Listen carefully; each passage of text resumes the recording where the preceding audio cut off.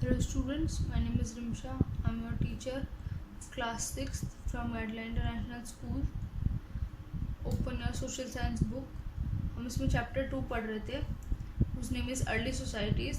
तो हमने इसमें पहले अर्ली मैन के बारे में थोड़ा बहुत पढ़ा था कि वो टूल्स बनाते थे, कैसे टूल्स बनाते थे स्टोन से और क्या क्या चीज़ें यूज़ करते थे, कैसे वो खाना खाते थे, क्या क्या करते थे। ठीक है, हमें यहाँ से पढ़ना है पैलियोलिथिक एज।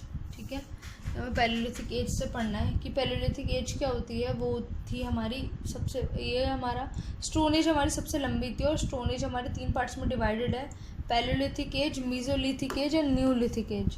इसमें सबसे पहला टॉपिक है हमारा पैलियोलिथिक एज, जो हमारी स्टार्ट हुई थी 5 लाख BC में और ख़त्म हो गई थी 10,000 BC में।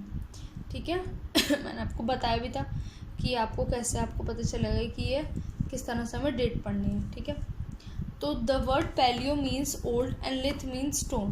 पैलियो का मतलब होता है ओल्ड और लिथ मतलब होता है स्टोन। तो यानी कि स्टोन एज की भी पुरानी, सबसे पहली जो स्टोन एज थी वो।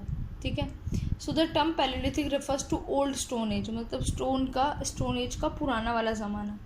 ठीक है, द ओल्ड स्टोन एज और palaeolithic age is divided into 3 periods. अभी देखिए, स्टोन एज भी 3 पीरियड्स में डिवाइडेड है और इवन पैलियोलिथिक एज भी 3 पीरियड्स में डिवाइडेड है, early palaeolithic, middle palaeolithic and later palaeolithic. ठीक है, इसका फर्स्ट टॉपिक है हंटिंग एंड गैदरिंग।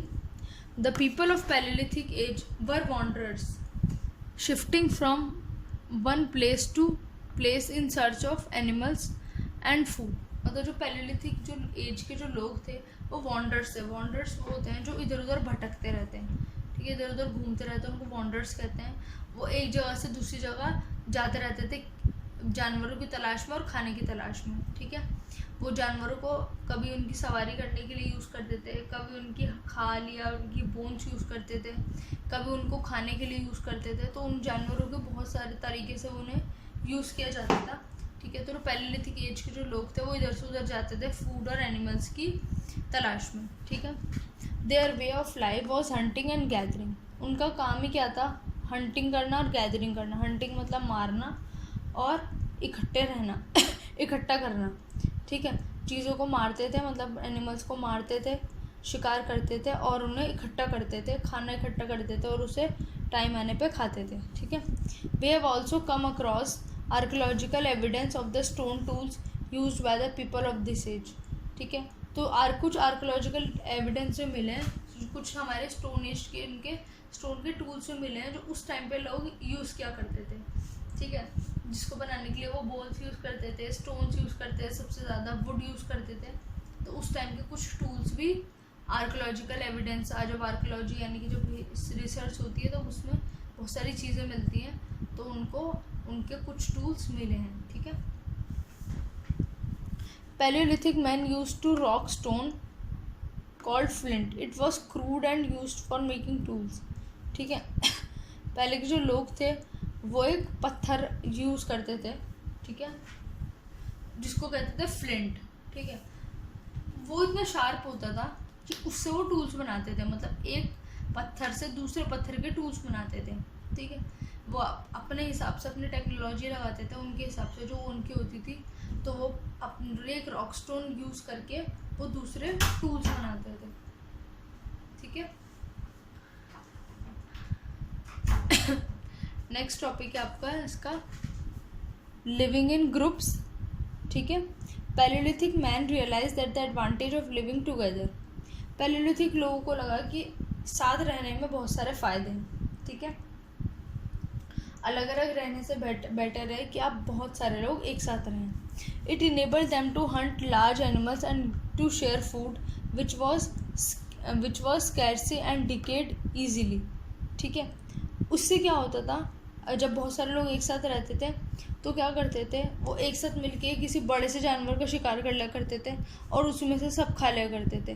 क्योंकि अगर कोई अकेले किसी जानवर का शिकार करें तो वो पूरा तो नहीं खा सकते, तो वो जो बचा हुआ होता था वो ख़राब हो जाता था, वो बेकार हो जाता था। इसलिए जो ग्रुप में रहते थे तो उसको बड़े एक जानवर को शिकार करा और उसको मिलकर उस पूरे को खा लिया करते थे। ठीक है, it also provided security against natural dangers. अब क्या होता है, एक साथ रहते थे तो उन्हें किसी की डर भी नहीं होता था। जब इंसान जब वो अकेले रहते थे तो कोई शेर आ गया या कोई भी जंगली जानवर आ गया जो उन पर अकेले होने की वजह से अटैक कर सकता है।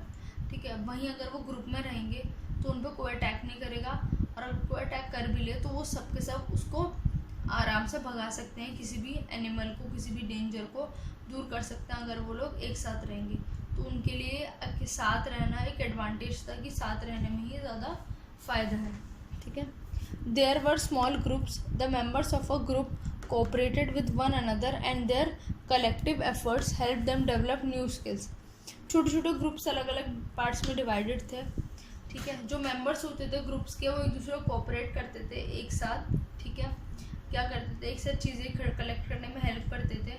ठीक है, और किसी को कोई चीज़ आती थी, किसी को कोई चीज़ आती थी, तो एक साथ मिलकर कोई ना कोई नए स्किल्स डेवलप करते थे और एक दूसरे को नई नई चीज़ें सिखाते भी थे। कुछ चीज़ किसी को आती है तो वो सामने वाले को सिखा दिया करता था। ठीक है, इस तरह से वो नए नए स्किल्स डेवलप करते थे अपने अंदर, एक दूसरे से सीख कर, और एक साथ बहुत ज़्यादा एक दूसरे की हेल्प भी किया करते थे। Okay, the outsider was not easily accepted in the group. कोई भी आउटसाइडर जब आता तो वो ईजिली एक्सेप्ट नहीं कर देते अपने ग्रुप के अंदर बाहर वाले को। ठीक है, अपने ग्रुप के लोगों के साथ ही वो रहना पसंद करते थे। ठीक है, there were no inequalities within a group nor were there any family ties. ना तो कोई इनइक्वालिटी होती थी उस ग्रुप में, मतलब कोई ऐसा नहीं कि तुम कि ये बड़ा है, ये छोटा है, ये राजा है, ये प्रजा है, ऐसा कुछ नहीं होता था। और ना ही कोई उनकी फैमिली होती थी, मतलब ना ही कोई शादी होती थी, ना किसी का कोई ये किसी का बेटा या बेटी या कोई उनके रिश्ते नहीं होते थे, कोई फैमिलीज नहीं होती थी उनकी। ठीक है, palaeolithic man's life was full of danger and his life span was only 20 to 25 years.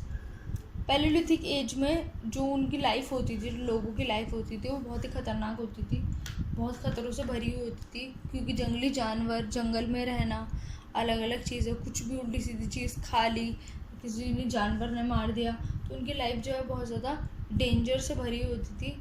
और उनकी जो लाइफ स्पैन होता था वो सिर्फ 20 to 25 ईयर्स होता था, मतलब वो सिर्फ 20 से 25 साल ही जीते थे, इससे ज़्यादा वो नहीं जीते थे, क्योंकि इसी बीच या तो उन्हें कोई मार दिया करता था या उन्हें कुछ ना कुछ ऐसा हो जाता था, तो इसलिए वो ज़्यादा टाइम तक नहीं जीते थे। ठीक है, वो सिर्फ 20 से 25 साल की एज में ही उनकी डेथ हो जाती थी।